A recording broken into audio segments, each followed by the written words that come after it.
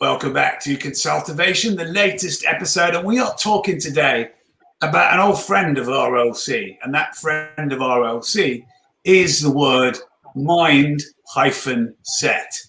Eric is back with us from Swick Business Strategies, and we've got the extraordinary Kevin with his aura all the way from Los Angeles. So Kevin and Eric, in no particular order, why is the word mindset? Why does you think it needs a hyphen in the middle? I never really thought about the hyphen, but I guess, it's all about making sure that you take your mind and you set it in the right focus, right course of where you want to head, where you want to go, what kind of impact you want to have. So that's why I think you try to maybe keep them separate. Yeah, I agree with that. I think the hyphen is a great pause. It's a reflective point. So mind set, and the set is the call for action, and the mind is the word mind is a reminder that you have to prepare yourself. It's a bit like rugby in a scrum, isn't it? Where they set themselves. I know you're going to reference the All Blacks a little bit later, Dave. Yeah. But it's you crouch and then you set, same sort of thing. Totally. I think let's go back to the mindset, Kevin. I just thought I'd bring up the scrummaging instruction we've probably all heard, or if you haven't heard of that today, you just heard about it. And so before two packs of forwards in the game of rugby do the whole thing about going down to contest this pushing, when you actually start to describe it, doesn't it sound ridiculous? They go down to contest the pushing. Anyway, not mocking any prop forwards who are 3 times the size as me, because of course it's the most professional sport in the world. Just getting the mindset right and correcting Kevin live. It's that setting process. I think though, what we often don't realize is that great sporting occasions do give us clues.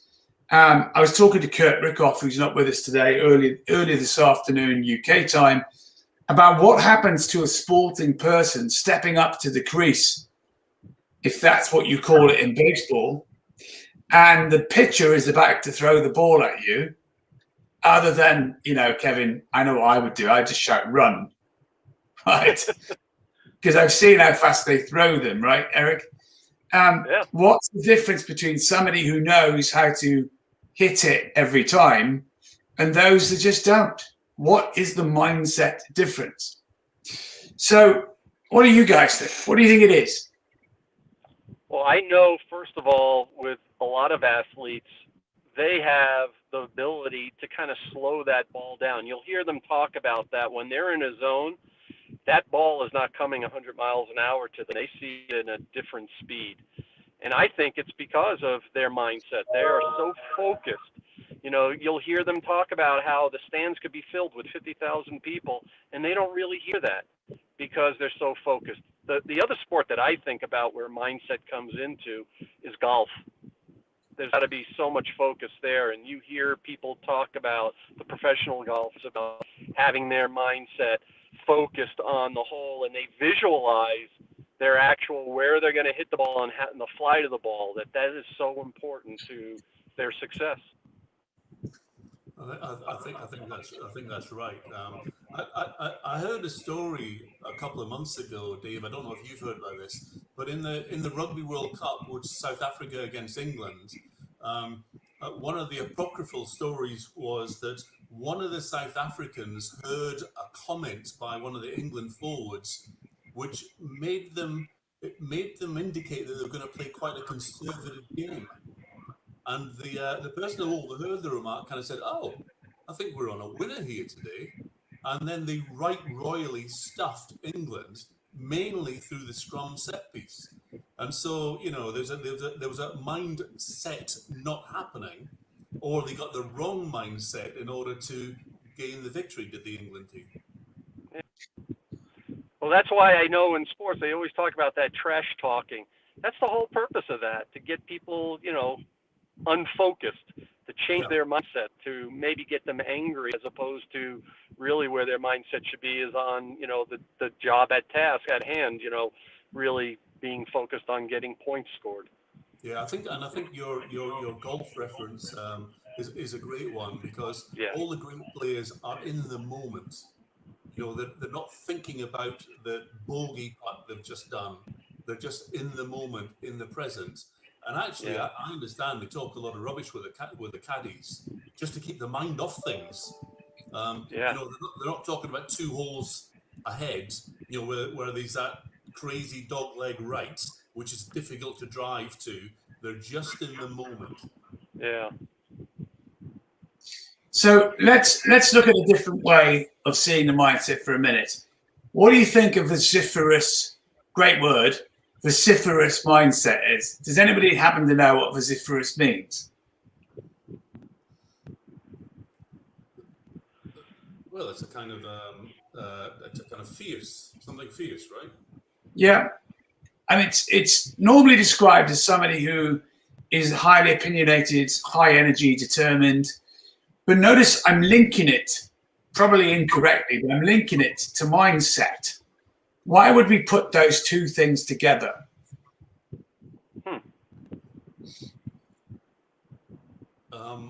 I think the vociferous mindset kind of talks to me about a winning mentality.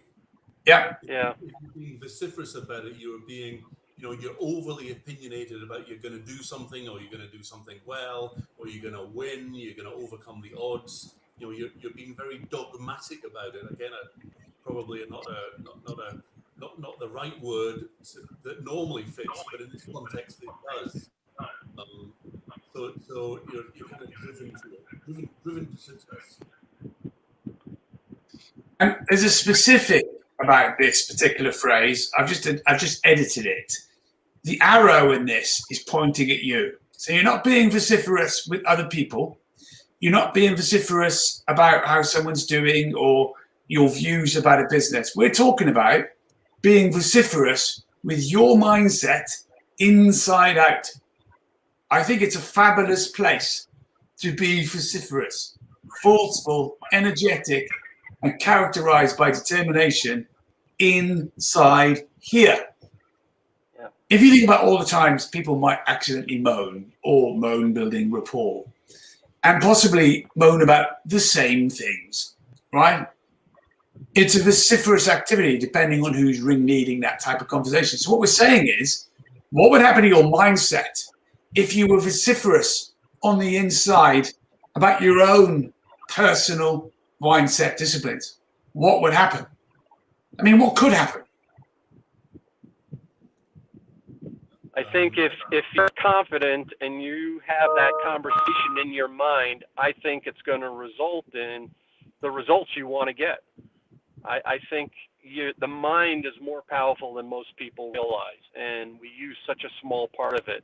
And if you have that vociferous mindset, that I think it will materialize into you having success.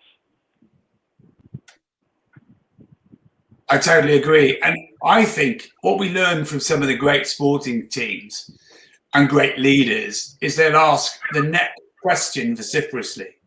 So I was sharing today a little story about what happened the time I got rescued from the lake, and the difference between taking 8 times to overcome a panic attack in the middle of a lake versus I could have only taken 1.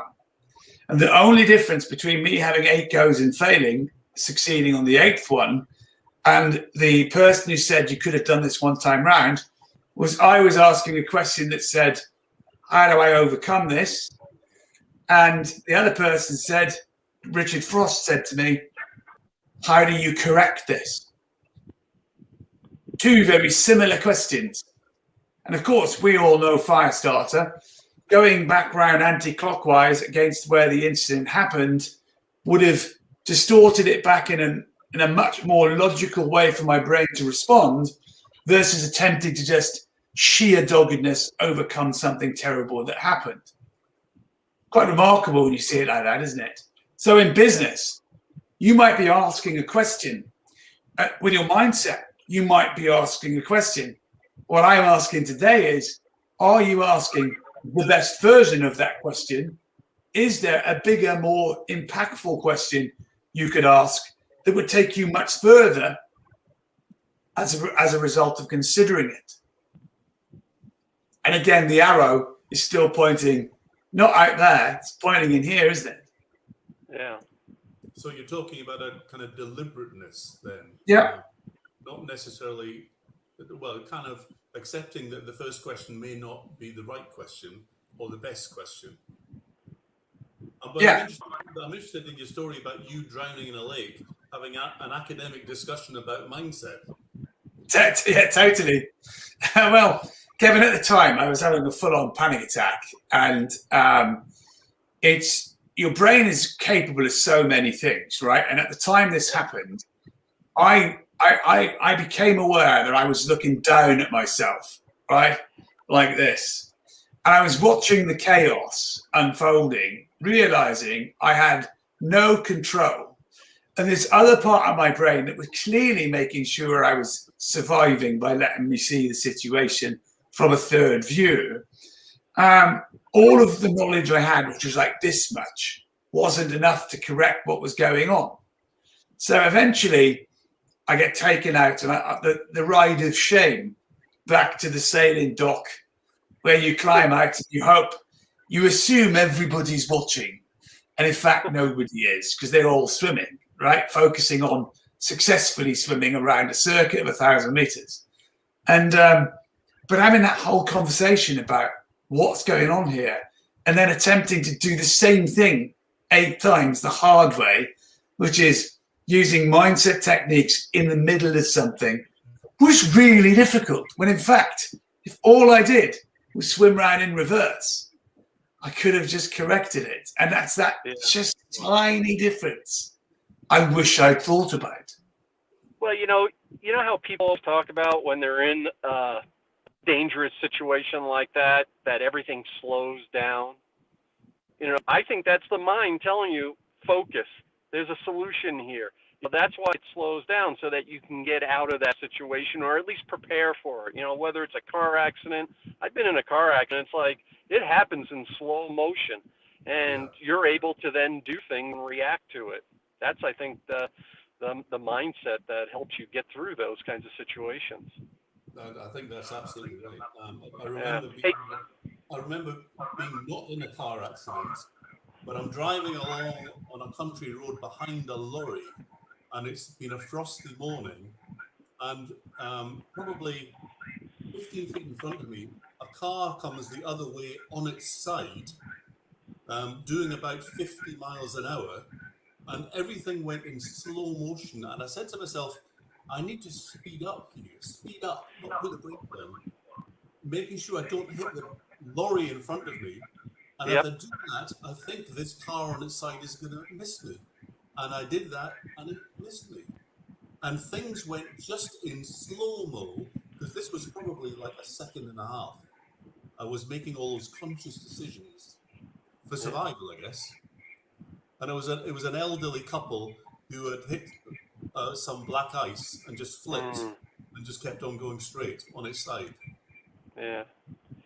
Hey guys, I'm sorry, but I have to sign off because I have another meeting I have to go to. But this is great conversation, and I think it's really important because, especially for leaders in organizations, when you go into the office every day or you're into a tough situation, I think, I usually try to set my mind in a certain way so that I'm prepared for that situation. And I think it's really important to understand mindset and how you can use it effectively as a leader. So I'll sign off, guys. Great seeing you, and we'll see you next week. See you next week, Eric. Good to see you. All right. Bye-bye. The next piece I want to explore, Kevin, is the difference between believing and knowing. So if you think about the process within a mindset, which is, we both talk about fuel gauges together, don't we? About your emotional, spiritual, and physical fuel gauge. And we also talk about the belief ladder of beliefs. What beliefs do you have? What attitude does it create? Is the behavior positive? What results are you getting? A classic cycle of beliefs within the world of coaching. Yet, true enlightenment around your mindset comes from knowing, even if you have no idea why you know. What do you think the difference is of a state of knowing versus a state of believing? I've come across this many times in my life, that I just know that it's the right thing to do, or this is the direction we should be traveling, and it's hard to put your finger on it, but I think it's about your self-belief. I think it's about the way that you process information, the facts, and the like, and then you come up with a decision which is that you just know. And it is the mind. I mean, the mind's an amazing machine, or whatever you want to call it. And you've heard people say this many times, but the older you get, the more you trust your feelings, the more you trust that subconscious voice. One of my first, as you know, Dave, one of my first rules of HR is, if in doubt, chuck them out. If you're not happy about an interview, that you're not quite sure the way it's going, don't bother. Just draw a line and move on.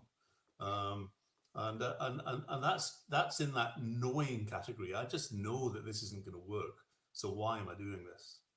Yeah, no matter how tempting it is to fill a spot, fill a vacancy, fill a production berth, it's to wait and get the right person. Yeah, hire slow, sack quick. It's true though, isn't it? Even Jim Collins promotes that ideology. So you don't end up with a page 56, which in summary is making all kinds of changes to systems, processes, even roles to accommodate somebody that ultimately doesn't quite fit what you're doing.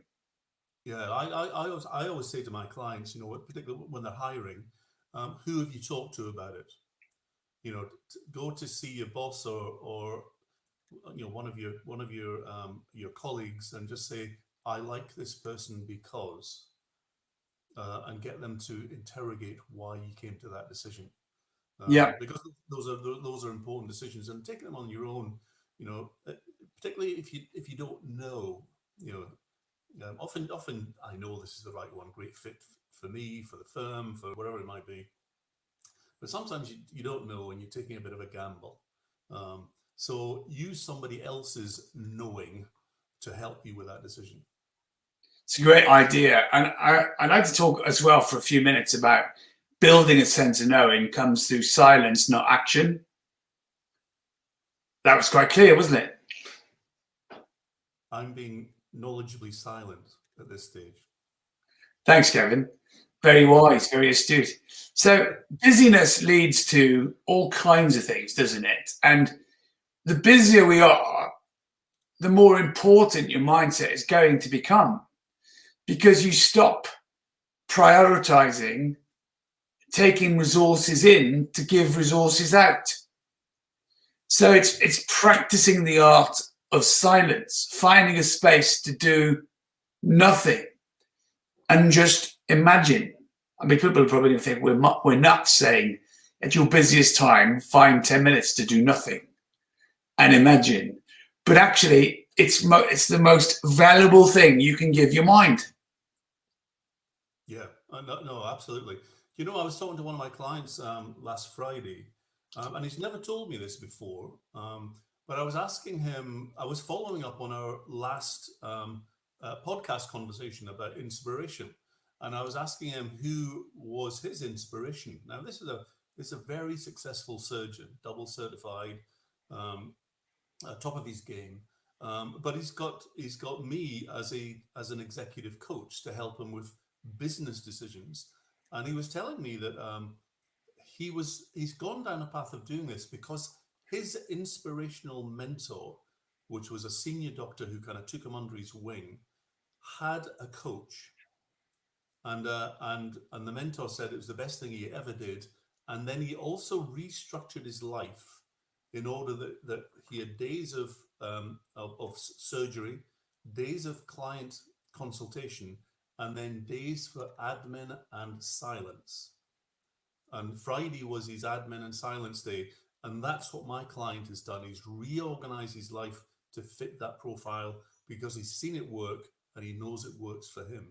And having that silence, that moment of introspection and reflection, he says, his words, best thing I ever did.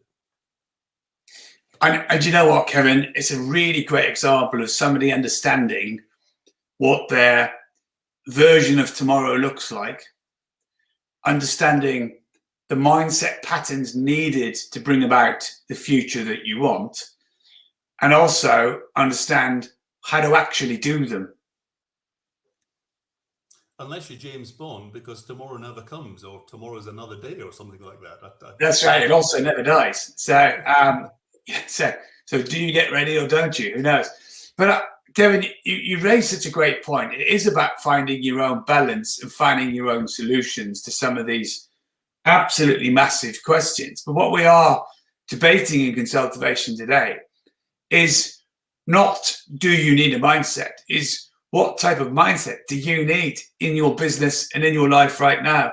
And if you would consider, as we talk to you today, about this state of knowing, the challenge of knowing, it doesn't have a plan, right?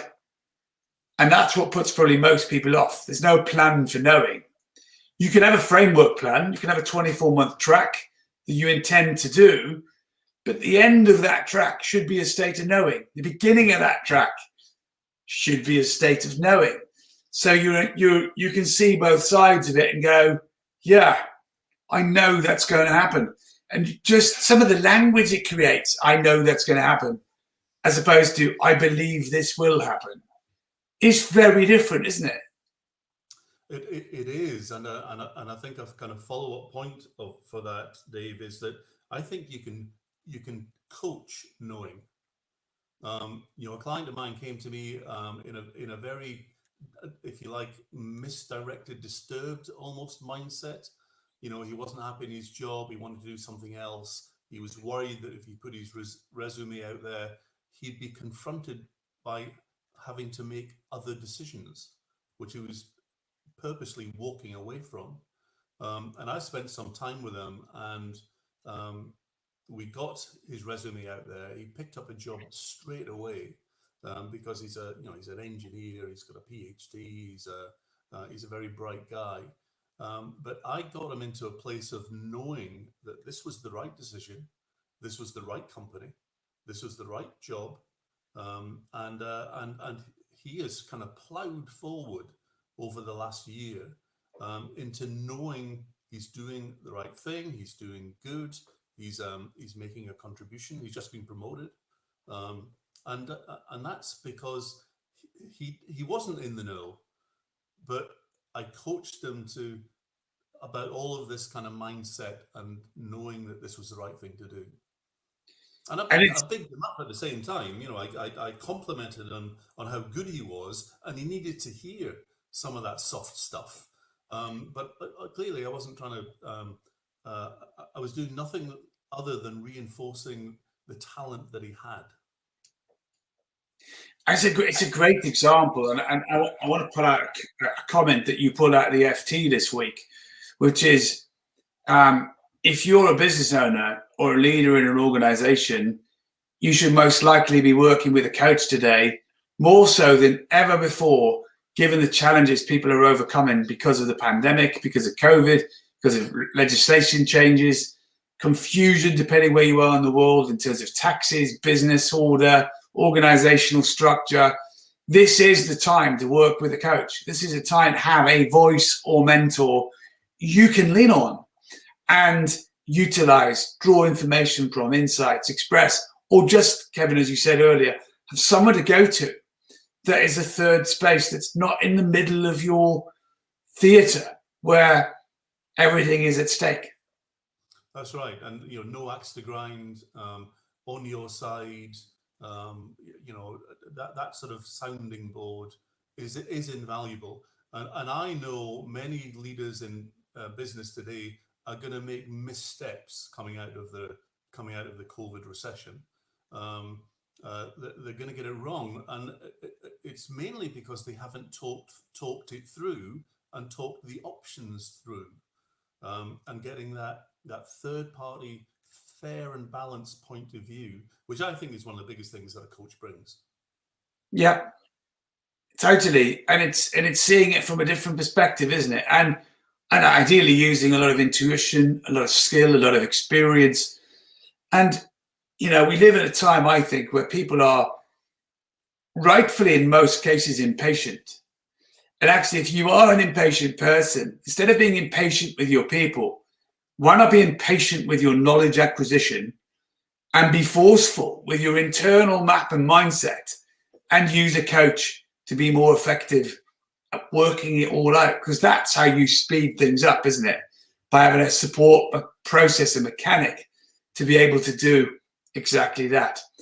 So, Kevin, I think we all know mindset's important. I think I'd like to put a softer side on it. And that is leaders and colleagues around the world, as COVID starts to become controllable in 2021, how can you use this year to become clearer about the difference you can make with your people in ways that you might not have done before? Because there's two words from the All Blacks I really like, and they're ritualize and actualize. So the formulas that they discover that work for them, they ritualize them so that they can actualize them. Right. I was watching a clip the other day of Dan Carter, possibly the best rugby player that's most successful that's ever taken the field, particularly in the number 10 position. And he does this pass in a full speed attack. There's no way the pass is on. And somehow he distributes this pass into the winger's hands, who goes on to score. And in American football, it's the pass that you thinking no one could see, and the person chases it and catches it. And you're going, how did they do that? But he did this thing. And I remember thinking, how would you know how to do that? Well, the answer is they were immersed in finding the gap. Everything they did was about doing the things that no one would expect at intensity. That's ritualized, isn't it? Yes, it is. Yeah. That's a great example, actually, Dave. And I think sport is a great. There are so many good examples of how mindset can make you a winner. I'm struck, for example, by team games where, and you often see this in European soccer, that the manager builds up a kind of siege mentality, and his team is against everyone else, but his team are bonding and making that next level for the execution. Mourinho does it. Ferguson did it at Manchester United. So he made, or they take all the flack from the press and the like, and protect the players, which builds up bonding, which builds up a successful mindset of winning. And it literally just happened on Sunday. So Manchester United played Manchester City, their rivals, and City have played the best football all season, odds on to win the match. Somehow their rivals turn up and say, no, you're not. And you can't explain it other than what you just said. Something in that club, something in that team on that day said, your winning run is coming to an end. And I don't think Pep Guardiola, the manager of City, could do anything about it. No, I think that going back to the All Blacks again, great winning mentality. But when they got beaten by England in the last World Cup semi-final, England were going to win from the first minute. Totally. Even though they were playing the best side in the world, there was something about them that they were all in the know. We can do this. They had that self-belief, which is just reinforcing the mindset, the positive mindset. Astonishing. And as we all know, Kevin, they unfortunately left that mindset in the semi-final when they left the stadium. Because I don't know about you, but I thought they were going to walk the World Cup after that. Because they played such a high intensity England that day, particularly. You're thinking, this is it, they've won the World Cup. But no, But I think the issue, Dave, was that the England team thought like you, that after the semi-final, they have won the World Cup. Instead of thinking that the next game is going to be the hardest game we've ever had to play, I think they kind of said, we're going to walk this. And the mindset was completely wrong. And the South African team, as you've already highlighted, set about working out how to play to stop what they'd just seen. Yeah. And succeeded. Yeah. So funnily enough, that brings in another dimension to knowing, because the England team on that day, they were in the know and they were knowing, but it was a false narrative. So you got to kind of check that your knowing is right. Yeah. And your mindset is in the right direction. Everyone's got a mindset, because you can't stop yourself from having a mindset. But if the mindset is off the pace, or it's pointed the wrong way, you've just invented a negative mindset, and you're going to fail. And fail fast also. So we've been talking about mindset today at quite length from a series of different perspectives. All we want you to think about as listening to today's podcast is, are you intentional enough with your internal mindset on the inside out with nobody else involved? And if you're not, would it be a good thing to do something about that? We're also asking you to think about taking the time to practice your mindset. So as I was talking to Kurt today about the idea of stillness and imagination, will you take the time, even at your busiest time, to take time out and be still and think and imagine about what's coming next, what's coming up, the future? And this mental state of knowing, what would happen if you brought that into your business?